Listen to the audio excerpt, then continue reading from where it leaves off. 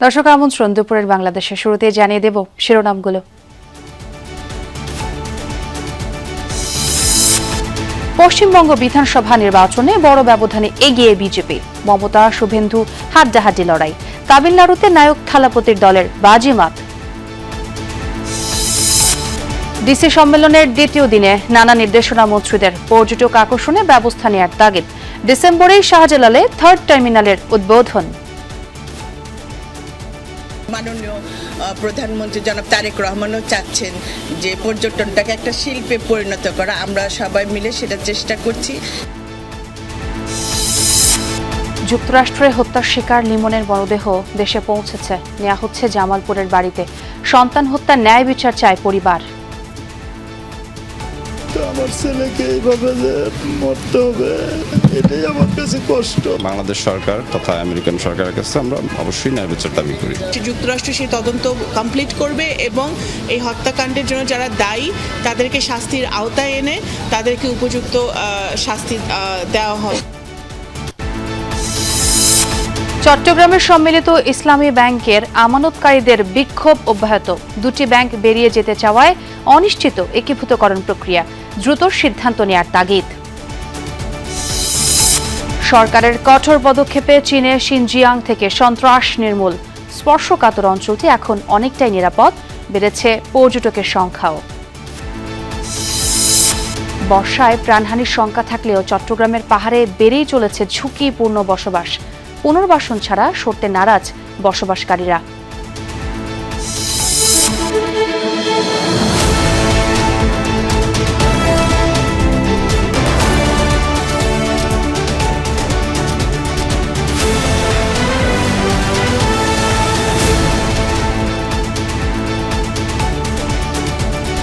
দেখছিলেন শিরোনামগুলো। এছাড়াও দেশ বিদেশের আরো খবর নিয়ে দুপুরের বাংলাদেশে সবাইকে স্বাগত জানাচ্ছি।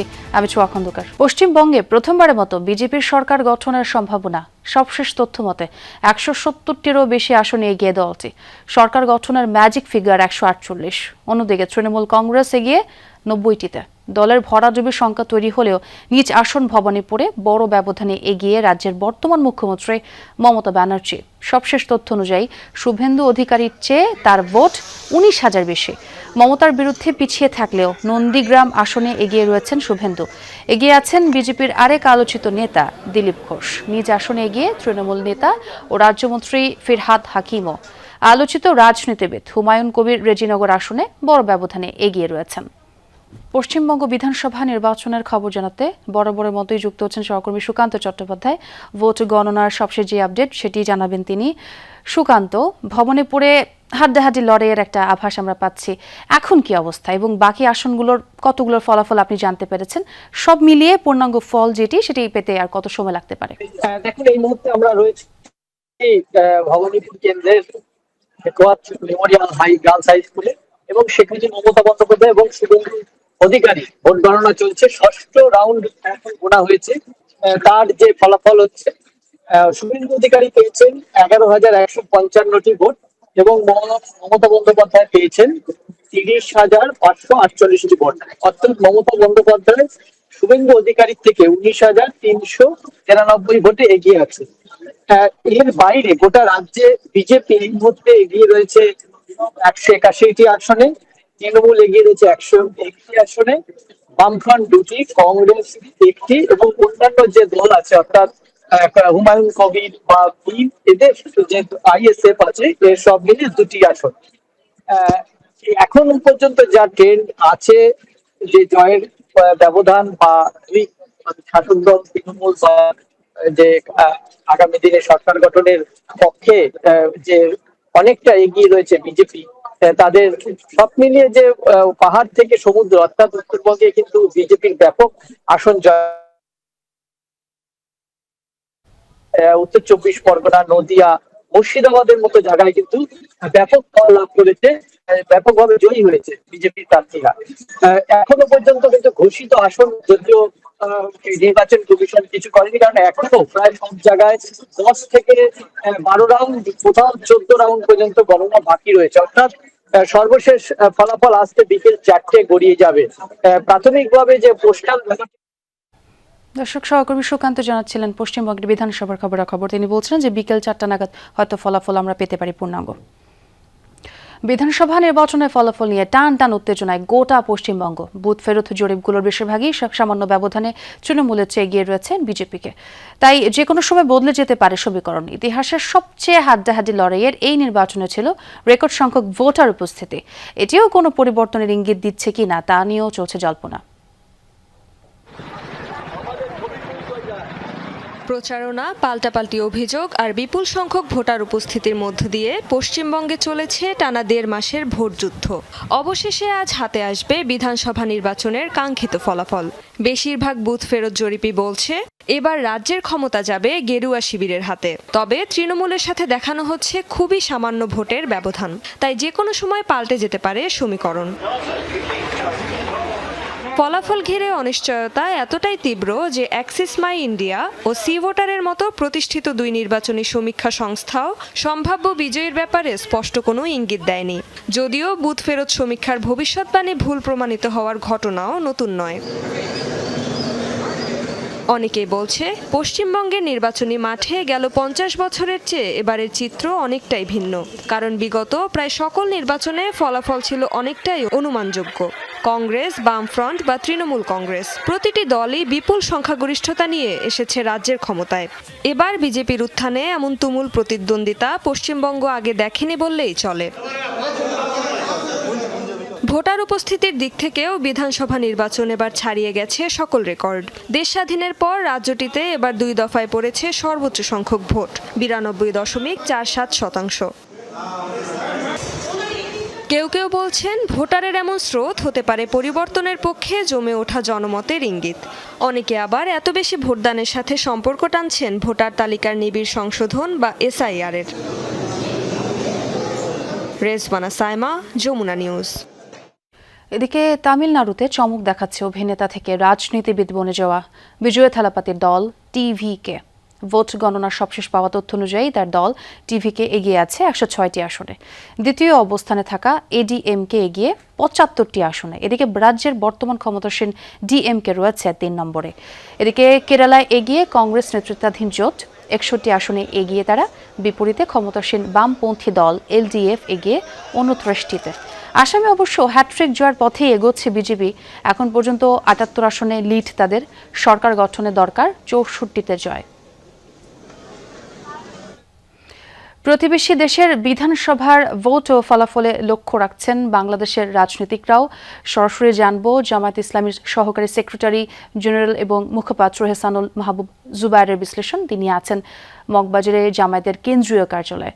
জনাব এহসানুল মাহবুব, আপনাকে স্বাগত জানাচ্ছি আমাদের যমুনা স্টুডিওতে। নিশ্চয়ই আমাকে শুনতে পাচ্ছেন। এই যে পশ্চিমবঙ্গে মমতা ব্যানার্জি তৃণমূল এবং শুভেন্দু অধিকারীর বিজেপির মধ্যে লড়াই দেখা যাচ্ছে, কোথাও কোথাও বিজেপি এগিয়ে আছে, আপনাদের বিশ্লেষণ কি? আসলে গণতান্ত্রিক ব্যবস্থাপনায় নির্বাচন খুব গুরুত্বপূর্ণ একটি বিষয় এবং নির্বাচনের মাধ্যমেই জনগণ তাদের মতামত দিয়ে থাকেন এবং নেতৃত্ব নির্বাচন করে থাকেন। ভারতের নির্বাচন হচ্ছে বিশেষ করে পশ্চিমবঙ্গে যে নির্বাচন, যেটি বাংলাদেশের খুব লাগোয়া জেলা, লাগোয়া একটি এলাকা। এই জন্য স্বাভাবিকভাবে বাংলাদেশের মানুষের একটু আগ্রহ কৌতূহল আছে এবং বাংলাদেশেও আমরা ফেব্রুয়ারিতে নির্বাচন করেছি। এই নির্বাচনের মাধ্যমে জনগণের মতামতের প্রতিফলন ঘটবে এবং সঠিক নেতৃত্ব নির্বাচন হবে। যেহেতু ভারতে এখন কেন্দ্রীয়ভাবে বিজেপির সরকার আছেন আর দীর্ঘদিন থেকে পশ্চিমবঙ্গে মমতা ব্যানার্জির নেতৃত্বে তৃণমূল কংগ্রেস আছেন, তো এইবারকার নির্বাচন মনে হচ্ছে যে হয়তো ক্ষমতার পরিবর্তন হতে পারে পশ্চিমবঙ্গে।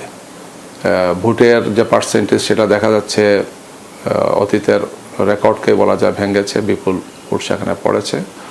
আমাদের এটা প্রত্যাশা থাকবে যে জনগণের প্রতিনিধি হিসেবে যারাই আসবেন তারা জনগণের প্রত্যাশা পূরণ করবেন, তাদের দেশের প্রতি কমিটমেন্ট থাকবে এবং প্রতিবেশীর প্রতিও দায়বদ্ধতা নিয়ে আমরা কাজ করব। গিয়ে আমরা প্রতিবেশী সুলভ একটি সম্মানজনক এবং পরস্পরের প্রতি সহমর্মিতার মনোভাব নিয়ে আমরা এগিয়ে যেতে চাই, কাজ করতে চাই। সেটা তো অবশ্যই। আরো একটি বিষয় মানে যোগ করবেন আপনি, ঘনিষ্ঠ প্রতিবেশী রাজ্যে যেই জিতুক দুটোই কি সমান বাংলাদেশের জন্য কিনা, এবং বিশেষ করে রাজনৈতিক যে পট পরিবর্তন এলো, নতুন সরকার এসেছে দেশে, আপনারা বিরোধী দলে, বাংলাদেশের রাজনীতিতে বিধানসভা ভোটের কি কোনো প্রভাব দেখা যাবে কিনা, আপনার কাছে কি মনে হয়? আমার কাছে মনে হচ্ছে না, যেহেতু জাতীয়ভাবে যে দলটি ক্ষমতায় আছেন, বিজেপি ক্ষমতায় আছেন, এই জন্য একটি প্রদেশে পরিবর্তনের কারণে সেটা খুব বড় প্রভাব পড়বে বলে আমার কাছে মনে হচ্ছে না।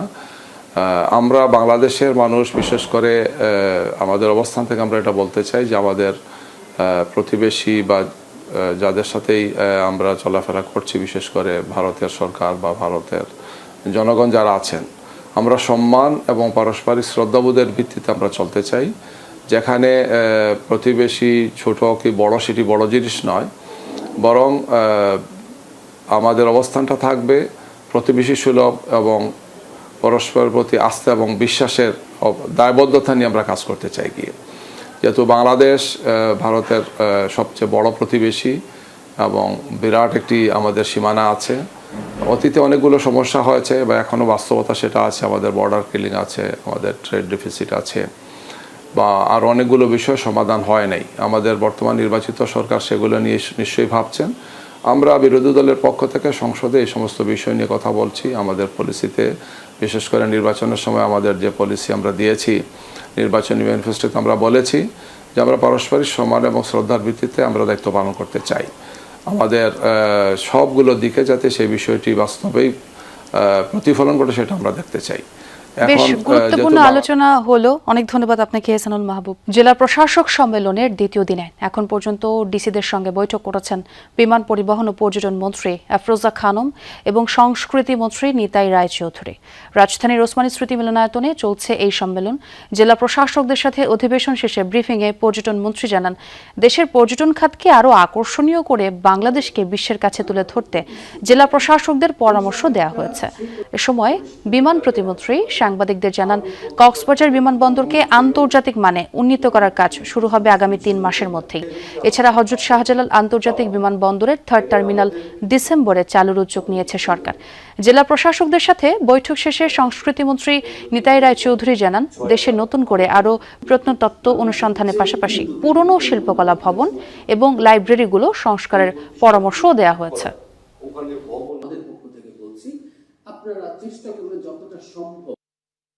মন্ত্রণালয় থেকে নির্দেশ দিয়েছি যে আমার যারা আসবে, যারা পর্যটক যারা আসবে, তারা যেন নিরাপত্তাহীনতা না ভোগে, আর কক্সবাজারটাকে যাতে আরো ভালো রাখা যায়, আরো পরিষ্কার পরিচ্ছন্নতার অবস্থায় রাখা যায় বিচটা, সেই দিকেও তাদের নির্দেশ দেওয়া হয়েছে।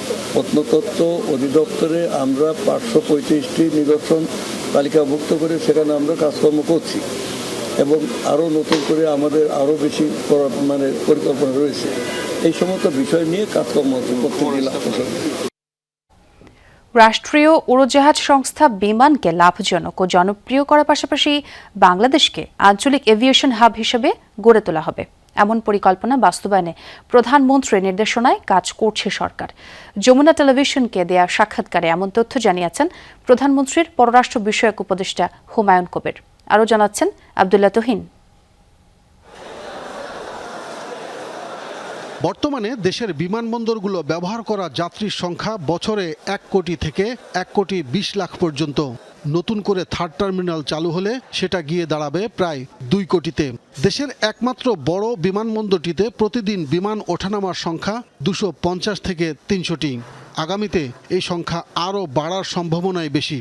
সেই লক্ষ্য সামনে রেখে সরকার বাংলাদেশকে একটি আঞ্চলিক এভিয়েশন হাব হিসেবে গড়ে তোলার কাজ করছে বলে জানালেন প্রধানমন্ত্রীর পররাষ্ট্র বিষয়ক উপদেষ্টা। আজকে দেখেন ইথিওপিয়া কোথায়, বাংলাদেশ কোথায়, তো বাংলাদেশের কি ইথিওপিয়ার যা আছে এর থেকে তো বাংলাদেশের মোটামুটি আলহামদুলিল্লাহ অনেক পটেনশিয়াল আছে। So if Ethiopia can have over 150 ফ্লিটস, এখানে আমরা we have 13-14 fleets to date, যেখানে which does not fulfill our capacity. It is losing money because we cannot provide routes. লক্ষ্য পূরণে শুরুতেই নতুন নতুন গন্তব্য খোঁজার পাশাপাশি বহরে উড়োজাহাজের সংখ্যা বাড়ানোর দিকে নজর দিয়েছে সরকার। This is part of the ongoing ambition for Biman Bangladesh Airlines, the ambition the government has. Biman Bangladesh Airlines fleet capacity baranor, passenger flow baranor, routes baranor. So we will increase our routes to Europe, Middle East and Asia Pacific. Okay, we will have more routes. So it's part of this, ambition to grow Biman's fleet and also Bangladeshke at a regional aviation hub হিসাবে grow করা, because there's tremendous business potential in that area. পাহাড় সমান দুর্নীতি, অনিয়ম আর অব্যবস্থাপনায় বারবার লক্ষ্য হারানো বিমানকে এবার কড়া নজরদারিতে রাখার কথা জানালেন তারেক রহমানের গুরুত্বপূর্ণ এই উপদেষ্টা। দলীয় মেম্বারশিপকে প্রাধান্য দেওয়া হয়নি, এখানে এক্সপার্টিসকে প্রাধান্য দেওয়া হয়েছে। So it is the interest of the Prime Minister and his government. We tackle corruption and we bring and develop efficiency and expertise within those institutions. বিমানকে রিফর্ম করে এবং নতুন একটা বোর্ড করছি। We will place more private sector emphasis. তবে হাজার হাজার কোটি টাকা ঋণের দায়ে জর্জরিত বিমানকে লাভজনক করাকেই সবচেয়ে বড় চ্যালেঞ্জ বলে মনে করেন উপদেষ্টা হুমায়ুন কবির। নতুন করা চুক্তি অনুযায়ী 10 বছরে 14টি যুক্ত হলে বহরে উড়োজাহাজের সংখ্যা দাঁড়াবে 35টি। আব্দুল্লাহ তুহিন, যমুনা নিউজ, ঢাকা। বন্ধ কারখানাগুলোর বিষয়ে বস্ত্র ও পাট মন্ত্রণালয় এবং সংশ্লিষ্টদের সাথে বৈঠক করেছেন প্রধানমন্ত্রী তারেক রহমান। সকালে সচিবালয়ের মন্ত্রিপরিষদ বিভাগের প্রধানমন্ত্রীর দপ্তরে এই বৈঠক অনুষ্ঠিত হয়। বৈঠকে বস্ত্র ও পাট মন্ত্রী খন্দকার আব্দুল মুক্তাদির এবং প্রতিমন্ত্রী মোহাম্মদ শরীফুল আলম সহ অংশ নেন সংশ্লিষ্টরা। গেল এপ্রিলে সংশ্লিষ্ট মন্ত্রী জানিয়েছিলেন বেসরকারি উদ্যোগে 6 মাসের মধ্যে বন্ধ 6টি সরকারি পাটকল চালু করা হবে। পর্যায়ক্রমে বন্ধ বাকি পাটকলগুলো চালু অথবা ইজারা দেওয়ার সরকারি সিদ্ধান্তের কথাও জানিয়েছিলেন মন্ত্রী। এতে করে একদিকে যেমন বিনিয়োগ বাড়বে, তেমনি রপ্তানি ও কর্মসংস্থান বৃদ্ধি পাবে বলে প্রত্যাশা সরকারের। রাজধানীর আদাবর থানা এলাকায় অভিযান চালিয়ে আলোচিত ও তালিকাভুক্ত সন্ত্রাসী ভাইস্তা বিল্লালকে গ্রেফতার করেছে পুলিশ। গতরাত 2টায় শ্যামলী হাউজিংয়ের 3 নম্বর রোড থেকে কিশোর গ্যাং লিডার বিল্লাল ওসেন ওরফে ভাইস্তা বিল্লালকে গ্রেফতার করা হয়। পুলিশ জানায়, গোপন সংবাদের ভিত্তিতে আদাবর থানার ইন্সপেক্টর তদন্ত হাফিজুর রহমানের নেতৃত্বে এসআই রেজাউল ও এসআই তরুণ কুমার এই বিশেষ অভিযান পরিচালনা করেন। গ্রেফতারকৃত বিল্লালের নামে মোহাম্মদপুর ও আদাবর থানায় চাঁদাবাজি, দখল ও মাদক সহ মোট 12টি মামলা রয়েছে। এর মধ্যে 5টি মামলায় তার বিরুদ্ধে ওয়ারেন্ট ছিল। স্থানীয় সূত্র জানায়, আদাবরের বিভিন্ন এলাকায় 8 থেকে 10 জনের একটি কিশোর গ্যাং পরিচালনা করত এই বিল্লাল, যার মাধ্যমে সে দীর্ঘদিন ধরে এলাকায় ছিনতাই ও চাঁদাবাজির রাজত্ব কায়েম করে আসছিল। যুক্তরাষ্ট্রের বাংলাদেশি পিএইচডি শিক্ষার্থী জামিল আহমেদ লিমনের হত্যার ঘটনায় বিচার নিশ্চিতে দেশটির সঙ্গে যোগাযোগ রাখছে বাংলাদেশ, জানিয়েছেন পররাষ্ট্র প্রতিমন্ত্রী শামা ওবায়েদ। সকালে দেশে আনা লিমনের মরদেহ পরিবারের কাছে হস্তান্তর করেন তিনি। লিমনের মরদেহ নিয়ে জামালপুরের উদ্দেশ্যে রওনা করেছেন তার স্বজনরা। সেখানে লিমনের জানাজার পর দাফন করা হবে মরদেহ। যুক্তরাষ্ট্র থেকে দেশে ফিরবে ছেলে, কিন্তু বিমানবন্দরে উপস্থিত পরিবারের কারো মুখে হাসি নেই, বরং চাপা কান্নায় ঢেকে রাখার চেষ্টা। উচ্চশিক্ষায় যুক্তরাষ্ট্র গিয়ে পরিবারটির সন্তান জামিল আহমেদ লিমন ফিরলেন কফিনবন্দি হয়ে। 6 এপ্রিল সাউথ ফ্লোরিডা বিশ্ববিদ্যালয়ের পিএইচডি শিক্ষার্থী লিমন নিখোঁজ হন। এর 8 দিন পর 24 এপ্রিল তার মরদেহ উদ্ধার করে পুলিশ। মেধাবী সন্তানকে নিয়ে আকাশ ছোঁয়া স্বপ্ন দেখেছিলেন বাবা, তা শেষ নিমেষেই। কোনো প্রকার আঘাত করে নেই, শারীরিক কোনোদিন শাস্তি দেয়নি। যা শাসন করছে আমি মুখে শাসন করছি, তো আমার ছেলেকে এইভাবে যে মরতে হবে জানি না, উপরওয়ালা জানে কি কষ্ট দিছে, এটাই আমার কাছে কষ্ট। শনিবার রাতে ফ্লোরিডা থেকে মরদেহবাহী বিমানটি যাত্রা শুরু করে সোমবার সকাল 8:47 হযরত শাহজালাল আন্তর্জাতিক বিমানবন্দরে অবতরণ করে। মরদেহ গ্রহণ করেন পররাষ্ট্র প্রতিমন্ত্রী শামা ওবায়েদ। এই সময় লিমনের বাবা মা সহ পরিবারের সদস্যরা কান্নায় ভেঙে পড়েন। আমরা আপনাদের পাশে আছি।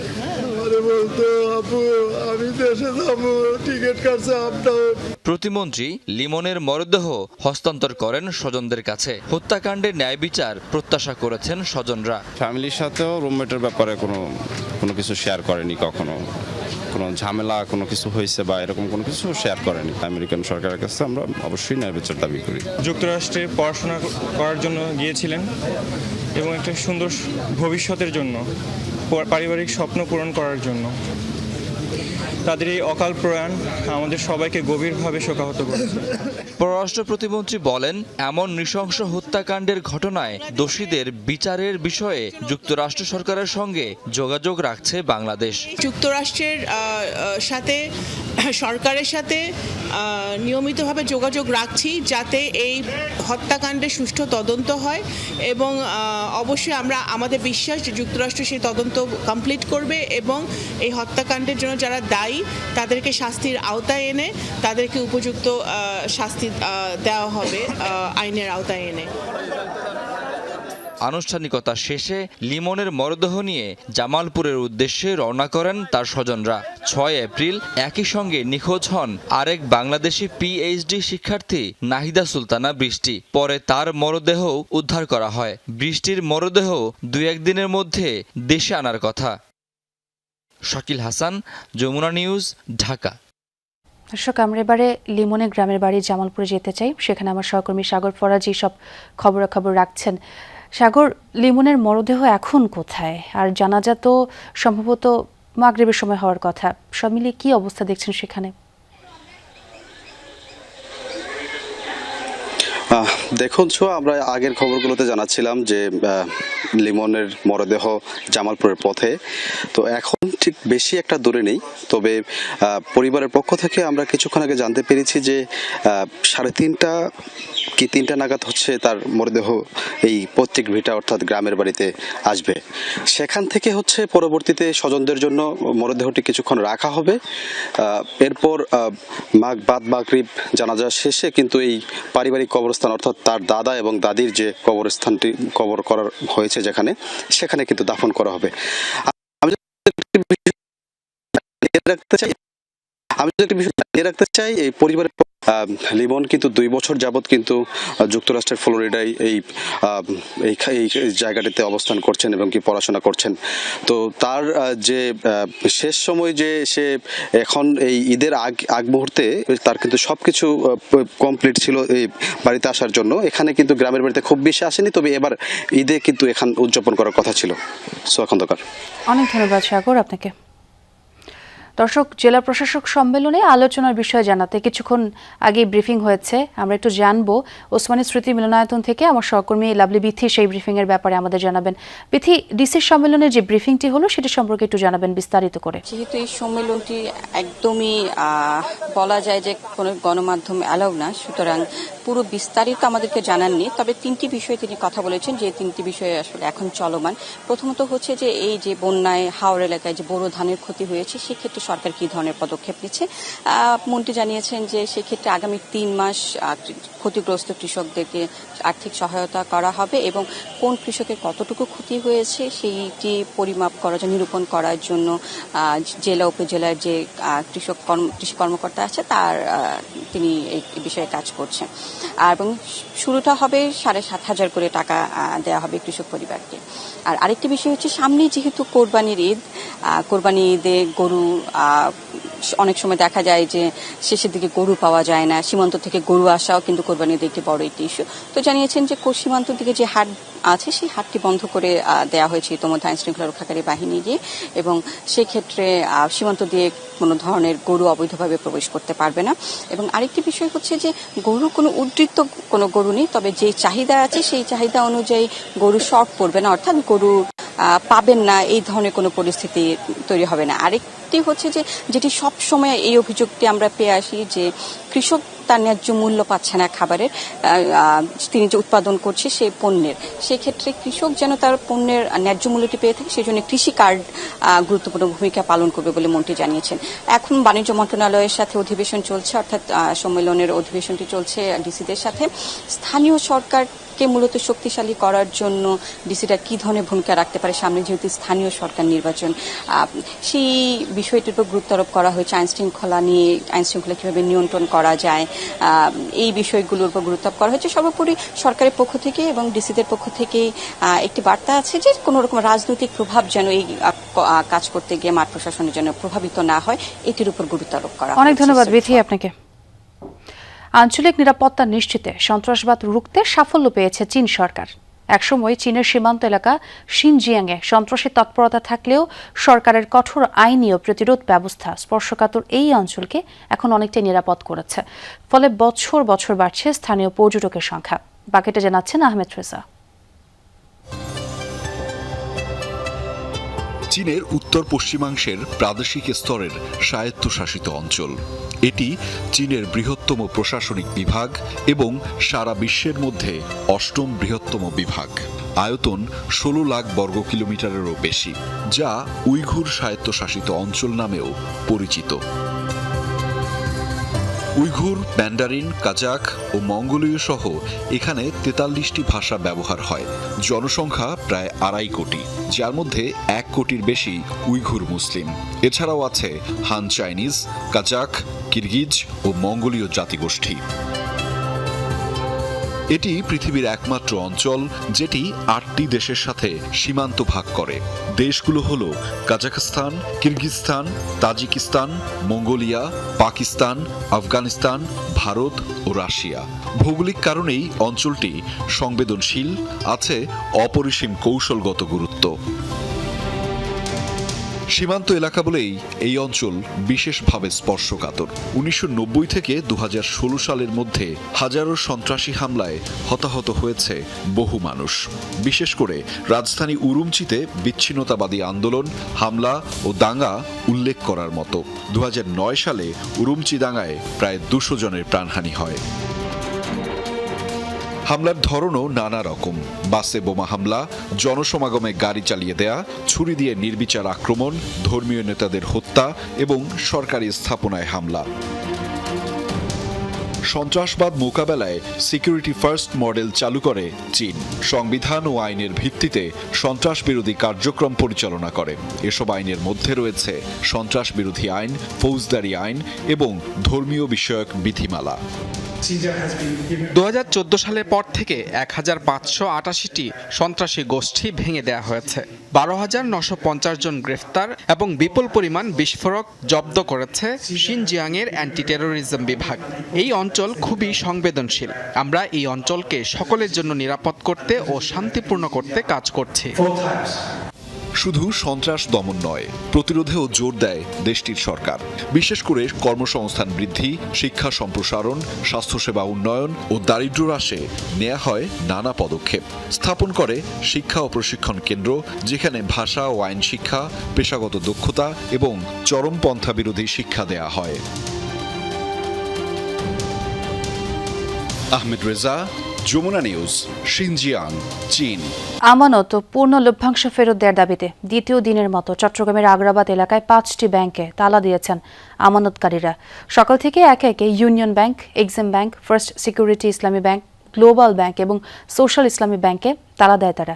এর আগে সকাল থেকে আগ্রাবাদ এলাকায় জড়ো হন বিক্ষুব্ধরা। পরে মিছিল নিয়ে ইউনিয়ন ব্যাংকে গিয়ে কর্মকর্তাদের বের করে দিয়ে তালা দেন। পরে তারা ফার্স্ট সিকিউরিটি ব্যাংকে অবস্থান নিয়ে বিক্ষোভ করেন। সেখানে অবস্থান করে ব্যাংক কর্তৃপক্ষকে আমানত ফিরিয়ে দেওয়ার দাবি জানান তারা।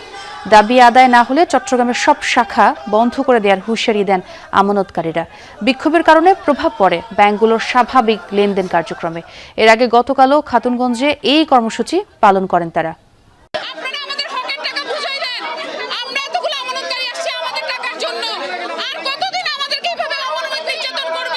আমাদের আন্দোলনটার উদ্দেশ্য হেয়ার কাট বাতিল করতে হবে, কারণ হেয়ার কাট যদি হয় আমাদের আস্থা থাকবে না, আমরা এইসব ব্যাংকে আর থাকবো না। আমাদের ন্যায্য টাকা, আমাদের সংসার চালানো বন্ধ, আমাদের দেওয়ালে পিঠ থেকে গেছে, আর কোনো কথা বলতে চাই না। আমানতকারীদের কথাই শুনছিলাম। বাকিটা জানাবেন সহকর্মী শহীদুল সুমন। সুমন, আমানতকারীদের দাবি প্রসঙ্গে শাখা কর্তৃপক্ষ কি বলছে, আর প্রশাসনের পক্ষ থেকে কি কোনো ব্যবস্থা নেওয়া হয়েছে? এখানকার যারা ব্যাংক কর্মকর্তারা রয়েছেন তারা আসলে বলছেন যে এটি সম্পূর্ণ হায়ার অথরিটি বা সরকারের নীতি নির্ধারণ বিষয়, এটিতে আসলে তাদের কোনো কিছু আসলে করার নেই। তারা এখানে শাখা পরিচালনা করেন, সেটি আসলে ঊর্ধ্বতন কর্তৃপক্ষ বা ম্যানেজমেন্ট যেভাবে নির্দেশনা আসে সরকারের পক্ষ থেকে সেগুলোই তারা এখানে বাস্তবায়ন করে। হেয়ার কাট বাতিল কিংবা তাদের যে স্বাভাবিক লেনদেন এটির বিষয়ে আসলে এখানকার শাখা ব্যবস্থাপকরা কিছুই করতে পারবে না। কিন্তু আমরা দেখছি আমানতকারীরা প্রত্যেকটি ব্যাংকের যে শাখাগুলো রয়েছে সেখান থেকে কিন্তু কর্মকর্তাদেরকে বের করে দিয়েছেন এবং তারা তালা ঝুলিয়ে দিচ্ছেন। তারা আসলে বলছেন যে এসব কর্মচারীদের বেতন, বোনাস সহ অন্যান্য যেসব সুযোগ সুবিধা সবই কিন্তু ঠিকঠাকই চলছে, শুধুমাত্র আমানতকারীদের যে লেনদেন কিংবা তাদের যে মুনাফা বা অন্যান্য যেই বিষয়গুলো সেগুলোই আসলে থমকে রয়েছে কিংবা বাতিল হয়ে যাচ্ছে। অর্থাৎ তারা যেটি বলছেন যে লভ্যাংশ যেভাবে কেটে ফেলা হচ্ছে কিংবা তারা যে স্বাভাবিক লেনদেনটা করতে পারছে না কিংবা তারা টাকা তুলতে পারছে না, এটি যাতে স্বাভাবিক হয়, অন্যান্য ব্যাংকগুলো যেভাবে আসলে স্বাভাবিক লেনদেন কিংবা স্বাভাবিক কার্যক্রম চলছে সেই লেনদেনগুলোই আসলে যাতে চলে। আমরা দেখছি সকাল থেকেই এই 5টি ব্যাংকের যেসব শাখা রয়েছে আগ্রাবাদে সেই সব শাখায় তারা গিয়েছেন এবং প্রত্যেকটি শাখার কর্মকর্তাদের বের করে তালা ঝুলিয়ে দিচ্ছেন এবং আমরা কয়েকটি জায়গায় দেখেছি আসলে কর্মকর্তাদের সাথে অশোভন আচরণও করেছেন যারা আমানতকারীরা রয়েছেন, যদিও বা তারা বলছেন যে তাদের দেয়ালে পিঠ থেকে যাওয়ার কারণেই তারা আসলে বাধ্য হয়ে এই ধরনের আচরণ করছে। সব মিলিয়ে আইন শৃঙ্খলা বাহিনীর সদস্যরাও সাথে ছিলেন, তারা আসলে কোনো ধরনের অনাকাঙ্ক্ষিত ঘটনা যাতে না ঘটে সেই বিষয়গুলো তারা দেখভাল করছেন। গতকালও কিন্তু আমরা দেখেছি খাতুনগঞ্জে এই 5 ব্যাংকের যেসব শাখা রয়েছে সেখানে তালা দিয়েছে, বিক্ষোভ করেছে এবং সেই সব শাখায় লেনদেন বন্ধ করে দিয়েছিল। আমরা কর্মসূচির ব্যাপারে জিজ্ঞেস করেছিলাম, তারা আসলে বলছে আগামীকালকে নিউ মার্কেট, সদরঘাট কিংবা কোতোয়ালি, আন্দরকিল এইসব শাখায় তারা যাবেন এবং সেখানে একই ধরনের কর্মসূচি তারা পালন করবেন। বুঝতে পেরেছি, অনেক ধন্যবাদ সুমন আপনাকে। অনিশ্চিত গন্তব্যে সম্মিলিত ইসলামী ব্যাংক রেজলিউশন অধ্যাদেশের সংশোধন এবং সম্মিলিত ইসলামী ব্যাংক থেকে 2টি ব্যাংকের বেরিয়ে যাওয়ার উদ্যোগের প্রশ্ন উঠেছে এই ব্যাংকের ভবিষ্যৎ নিয়ে। বিশ্লেষকরাও বলছেন একীভূতকরণ প্রক্রিয়া অনেকটাই ঝুলে গেছে, তবে এই বিষয়ে সরকারের দ্রুত সিদ্ধান্ত দরকার, না হলে ব্যাংকিং খাত নিয়ে আমানতকারীদের আস্থাহীনতা আরও বাড়বে। এছাড়া একীভূত প্রক্রিয়া ঝুলিয়ে রেখে ব্যাংকিং খাতের সংস্কার কার্যক্রম এগিয়ে নেওয়া সম্ভব নয়। বিগত আওয়ামী লীগ সরকারের সময়ে ব্যাপক লুটপাট হয় ব্যাংকিং খাতে। এ কারণে আর্থিক সূচকে দুর্বল হয়ে পড়ে বেশ কয়েকটি ব্যাংক। গ্রাহকের জমানো টাকাও ফেরত দিতে ব্যর্থ হয় অনেকে। সংকটে থাকা শরিয়া ভিত্তিক 5টি ইসলামী ব্যাংক নিয়ে গঠন করা হয় সম্মিলিত ইসলামী ব্যাংক। এই ব্যাংকের কার্যক্রম অনেকটা স্থবির। নতুন সরকারের 2 মাস পেরিয়ে গেলেও নিয়োগ দেওয়া হয়নি চেয়ারম্যান, নেই ব্যবস্থাপনা পরিচালকও। থমকে আছে ব্যাংকের শাখা স্থানান্তর এবং সমন্বিত কোর ব্যাংকিং পদ্ধতি চালুর কার্যক্রমও। ব্যাংক রেজুলেশন অধ্যাদেশের সংশোধন এবং একীভূতকরণ প্রক্রিয়া থেকে এক্সিম ও এসআইবিএল এর বেরিয়ে যাওয়ার উদ্যোগে প্রশ্নের মুখে সম্মিলিত ইসলামী ব্যাংকের ভবিষ্যৎ। সম্মিলিত ব্যাংক থাকবে কিনা, আর থাকলে তার মধ্যে থেকে যদি কেউ বেরিয়ে যেতে চায় তারা বের হতে পারবে কিনা, এইটা এখনো ক্লিয়ার হয় নাই। দুটো যেই অ্যাপ্লিকেশন পড়েছে সম্মিলিত ব্যাংকের থেকে বেরিয়ে যাওয়ার জন্য, ওই ব্যাপারে তারা যদি একটা চূড়ান্ত সিদ্ধান্ত দিয়ে দেন তাহলে মার্জার প্রক্রিয়াটা কোন দিকে যাচ্ছে সেটা পরিষ্কার হবে। বিশ্লেষকরা বলছেন, বিদ্যমান সমস্যার দ্রুত নিষ্পত্তি না হলে ব্যাংকিং খাতে সাধারণ মানুষের আস্থা ফেরানো কঠিন হবে। একীভূতকরণ প্রক্রিয়া ঝুলিয়ে রেখে সংস্কার কার্যক্রম এগিয়ে নেওয়া যাবে না বলেও মনে করেন তারা। কি করতে চাচ্ছেন ওনারা বোধহয় নিজেরাই নিশ্চিত না, এইটা হলে বিপদ। আপনার কিন্তু নিশ্চিত হতে হবে কি করতে চাচ্ছেন। ফাইন্যান্সিয়াল সেক্টর হয় কি, একটা জায়গায় বিপদ হলে এটা খুব তাড়াতাড়ি ছড়িয়ে পড়ে। এই প্রবলেমটাকে কিন্তু ঝুলিয়ে রাখার কোনো সুযোগ নাই, কোনো না কোনোটা জায়গায় আপনাকে যেতে হবে। এবং যদি এইটাকে আপনি ঝুলিয়ে রেখে অন্য রিফর্মস এগিয়ে নিতে চান আসলে পারবেন না। সমস্যাগুলোর নিষ্পত্তির প্রক্রিয়াটা যদি পরিষ্কার না হয়, নিষ্পত্তি হলো না সেটা বড় বিষয় না, কথা হলো আমি কোন পথে হাঁটব। এইটা যদি নিশ্চিতভাবে ইনভেস্টররা বুঝতে না পারেন, ডিপোজিটাররা বুঝতে না পারেন, তাহলে কনফিডেন্স ফিরে আসার তার কোনো সুযোগ নাই। বাংলাদেশ ব্যাংক বলছে সমন্বিত ইসলামী ব্যাংকের বিষয়ে সরকারি চূড়ান্ত সিদ্ধান্ত নেবে। তাদের লাইবিলিটিসের প্রধান বিষয় হচ্ছে তাদের যে আমানত আছে, তার সাথে বাংলাদেশ ব্যাংক তাদেরকে যে আর্থিক সহায়তা করেছে সেটা যোগ হবে এই যোগফলটা তাদের অ্যাসেটের তুলনায় অনেক কম। অর্থাৎ কেউ যদি আগ্রহী হয় যে আমি 7.5% ইনভেস্ট করে আমি একটু ঋণের বোঝা মানে আমি মাথায় চাপিয়ে নিতে রাজি আছি, ওয়েলকাম। লুটপাটকারীদের মালিকানায় আবারও ব্যাংক ফিরিয়ে দেয়া ঠিক হবে না বলেও জানান বিশ্লেষকরা। আলমগীর হোসেন, যমুনা নিউজ, ঢাকা।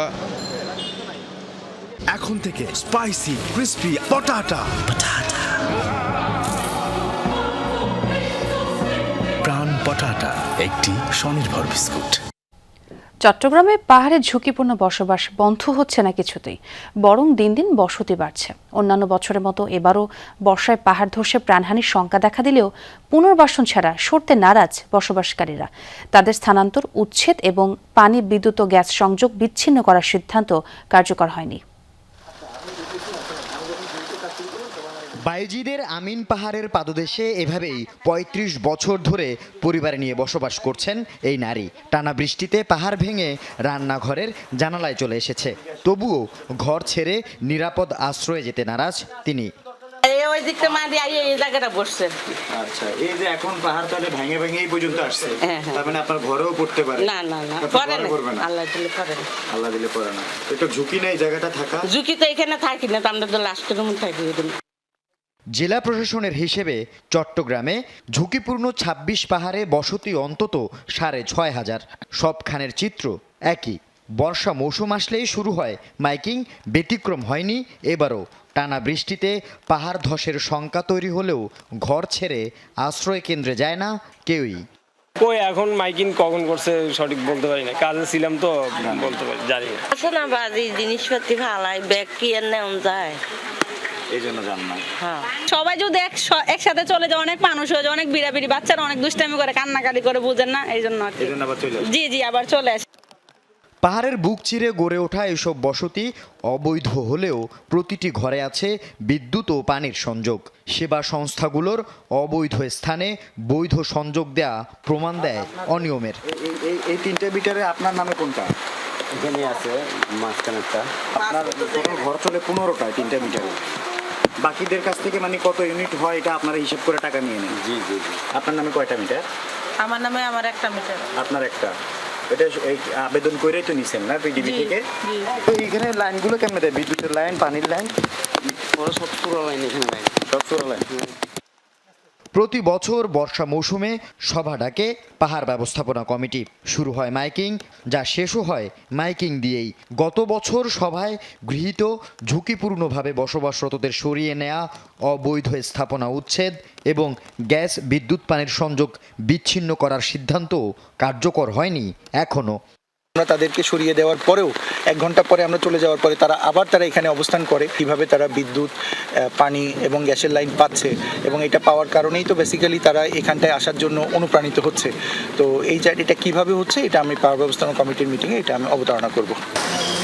আল আমিন শেখদার, যমুনা নিউজ, চট্টগ্রাম। নেদারল্যান্ডসের একটি প্রমোদতরিতে বিরল হান্টা ভাইরাসে সংক্রমিত হয়ে 3 জনের মৃত্যু হয়েছে। আক্রান্ত আরও 3 জন। তাদের মধ্য থেকে এক ব্রিটিশ নাগরিককে আইসিইউতে নেওয়া হয়েছে। আর্জেন্টিনা থেকে পশ্চিম আফ্রিকার দেশ কেপ ভার্দেগামী এমভি হন্ডিয়াস ক্রুজ শিপে এই ঘটনা।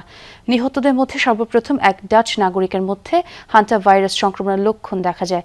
পরে 70 বছর বয়সী সেই ব্যক্তির স্ত্রীও অসুস্থ হয়ে মারা যান। নিহত তৃতীয় ব্যক্তি প্রমোদতরিতেই মৃত্যুবরণ করেন। জাহাজটিতে 150-র মতো পর্যটক ছিলেন। বর্তমানে কেপ ভার্দে উপকূলে নোঙররত অবস্থায় রয়েছে প্রমোদতরিটি।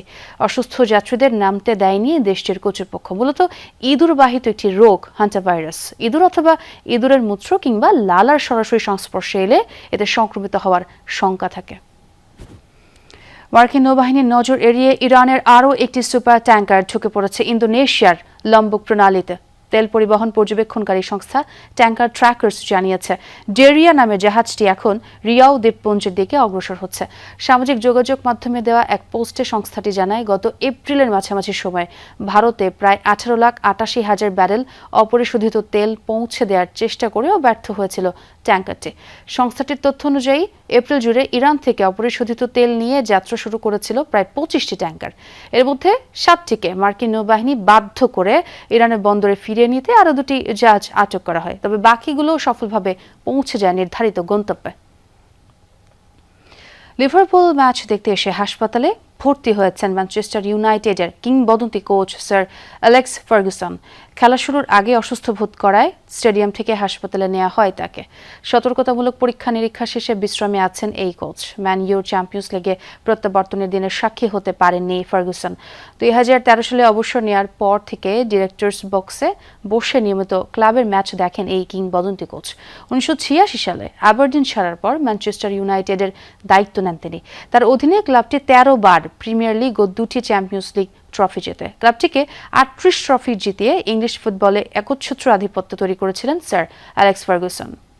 দুপুরের বাংলাদেশের প্রথম ঘন্টা থেকে বিদায় নিচ্ছি। আমি ছোঁয়া খন্দকার। পরের ঘন্টা খবর নিয়ে ফিরবেন সহকর্মী শাওন দত্ত। সাথেই থাকুন।